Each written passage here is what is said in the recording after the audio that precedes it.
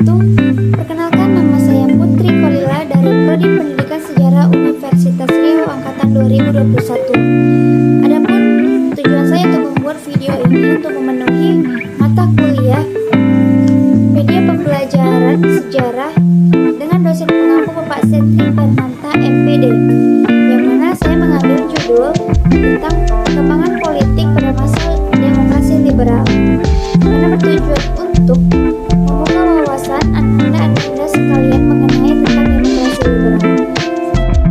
Perkembangan politik masa demokrasi liberal yang pertama itu adalah sistem pemerintahan. Jadi Indonesia sampai dengan tahun 1950 telah menjalankan dua sistem pemerintahan yang berbeda. Ada yang tahu sistem pemerintahan aja? Nah, betul, yang pertama itu ada sistem pemerintahan presidensial dan sistem parlementer. Sistem pemerintahan presidensial yaitu sistem pemerintahan yang memegang kekuasaan eksekutifnya tidak harus bertanggung jawab dengan legislatif. Sedangkan sistem pemerintahan parlementer itu sistem pemerintahan di mana pemerintah bertanggung jawab kepada parlemen. Pada masa demokrasi liberal terdapat 7 kabinet-kabinet dari tahun 1950 sampai 1959. Ada yang tahu kabinetnya apa saja? Nah, betul, yang pertama itu adalah Kabinet Natsir yang berjalan pada tahun 1950 sampai 1951, yang merupakan kabinet pertama dibentuk setelah Republik Indonesia Serikat bubar dan diganti menjadi Negara Kesatuan Republik Indonesia atau NKRI. Yang mana pada Kabinet Natsir terdapat program kerja yang dilaksanakan seperti mempersiapkan dan menyelenggarakan pemilihan umum untuk Dewan Konstituante dalam waktu yang singkat, mencapai konsolidasi dan menyempurnakan susunan pemerintahan serta membentuk peralatan negara yang bulat berdasarkan pasal 146 dalam Undang-Undang Dasar Sementara 1950. Dan yang kedua, program kerjanya menggiatkan berbagai usaha untuk mencapai keamanan dan ketentraman. Kabinet yang kedua yaitu Kabinet Sukiman yang bertugas pada tahun 1951 sampai 1952, di mana program kerja ini yaitu menjalankan tindakan-tindakan tegas sebagai negara hukum untuk menjamin keamanan dan ketentraman, serta menyempurnakan organisasi alat-alat kekuasaan negara dan menyelesaikan persiapan pemilu untuk membentuk konstituante dan menyelenggarakan pemilu dalam waktu singkat, menyiapkan undang-undang tentang pengakuan serikat buruh dan perjanjian kerjasama. Pada kabinet ketiga yaitu Kabinet Wilopo yang bertugas pada tahun 1952 sampai 1953, yang dengan program kerjanya yaitu organisasi negara, kemakmuran, keamanan, perburuhan, pendidikan dan pengajaran, dan luar negeri. Dan yang keempat yaitu Kabinet Ali Sastroamidjojo I yang berjalan pada periode 31 Juli 1953 hingga 24 Juli 1955 dengan program kerja dalam negeri seperti keamanan, pemilihan umum, kemakmuran dan keuangan, serta organisasi negara.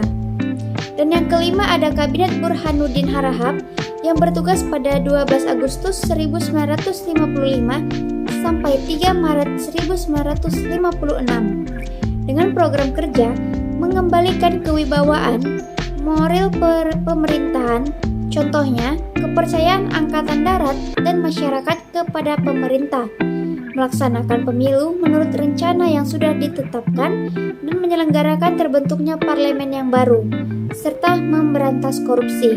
Dan yang keenam ada Kabinet Ali Sastroamidjojo II yang bertugas pada 24 Maret 1856 sampai 14 Maret 1957 dengan program kerja pembatalan seluruh perjanjian konferensi meja bundar, membentuk Provinsi Irian Barat, menjalankan politik luar negeri yang aktif berdasarkan kepentingan rakyat dan menuju ke perdamaian dunia, pemilihan keamanan dan ketertiban, pembangunan ekonomi, industri, dan pendidikan. Yang terakhir ada Kabinet Juanda, yaitu yang bertugas pada periode 9 April 1957 hingga 10 Juli 1959. Selanjutnya, pada sistem pemerintahan yang dianut pada masa demokrasi liberal atau parlementer adalah sistem multipartai.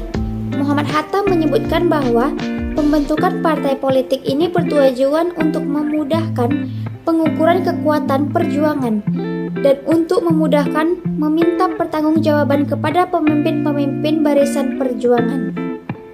Setelah sistem kepartaian, selanjutnya masuk kepada pemilihan umum 1955.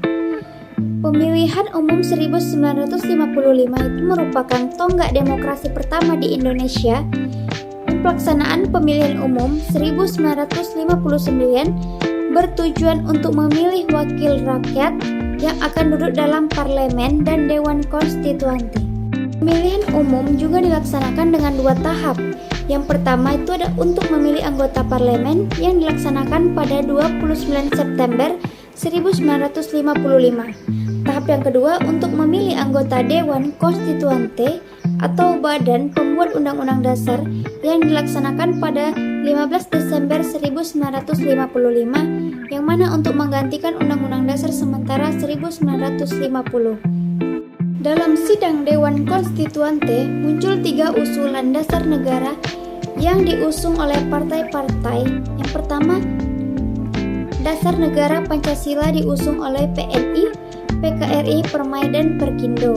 Dan yang kedua, Dasar Negara Islam diusung oleh Masyumi, NU, dan PSII. Dan yang ketiga, Dasar Negara Sosial Ekonomi yang diusung oleh Partai Murah dan Partai Buruh. Baiklah, sekian penyampaian dari saya, dan di sini saya akan menampilkan sedikit video mengenai pemilihan umum pada tahun 1955. Jangan lupa ditonton. Pemilihan umum tahun 1955. Pelaksanaan pemilihan umum 1955 bertujuan untuk memilih wakil-wakil rakyat yang akan duduk dalam parlemen dan dewan konstituante. Dilaksanakan pada masa kabinet Burhanuddin Harahap. Pemilihan umum 1955 dilaksanakan dalam 2 tahap. 1. Tahap pertama untuk memilih anggota parlemen yang dilaksanakan pada 29 September 1955. Yang kedua, tahap kedua untuk memilih anggota Dewan Konstituante, yaitu Badan Pembuat Undang-Undang Dasar, dilaksanakan pada 15 Desember 1955. Pada pemilu pertama ini, kurang lebih 39 juta rakyat Indonesia memberikan suaranya di kotak-kotak suara. Pemilihan umum 1955 merupakan tonggak demokrasi pertama di Indonesia. Keberhasilan penyelenggaraan pemilihan umum ini menandakan telah berjalannya demokrasi di kalangan rakyat. Rakyat telah menggunakan hak pilihnya untuk memilih wakil-wakil mereka.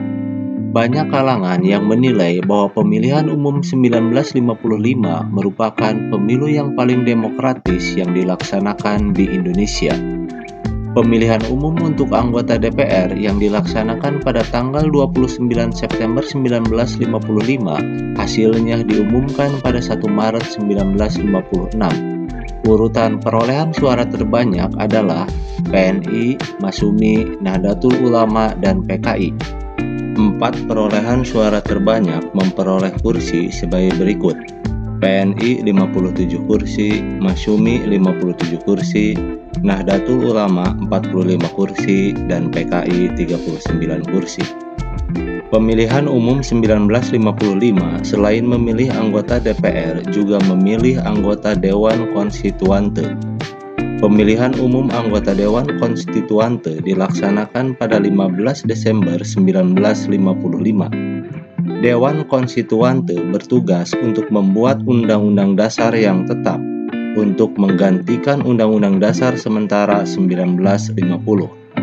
Berdasarkan hasil pemilihan tanggal 15 Desember 1955 dan diumumkan pada 16 Juli 1956, perolehan suara partai-partai yang mengikuti pemilihan anggota Dewan Konstituante urutannya tidak jauh berbeda dengan pemilihan anggota legislatif.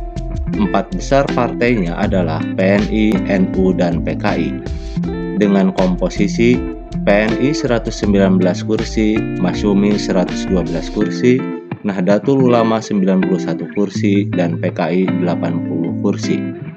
Dalam sidang-sidang Dewan Konstituante yang berlangsung sejak tahun 1956 hingga Dekrit Presiden 5 Juli 1959, tidak menghasilkan apa yang diamanatkan oleh Undang-Undang Dasar Sementara 1950.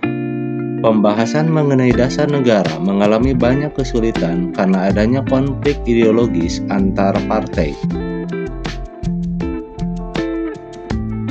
Presiden Soekarno mencoba mencari jalan keluar untuk menyelesaikan permasalahan yang ada dengan mengadakan pembicaraan dengan tokoh-tokoh pemerintahan, anggota Dewan Nasional, Mahkamah Agung, dan pimpinan Angkatan Perang di Istana Bogor pada 4 Juli 1959. Hasil dari pembicaraan itu, esok harinya, Minggu 5 Juli 1959, Presiden Soekarno menetapkan Dekrit Presiden 1959 di Istana Merdeka.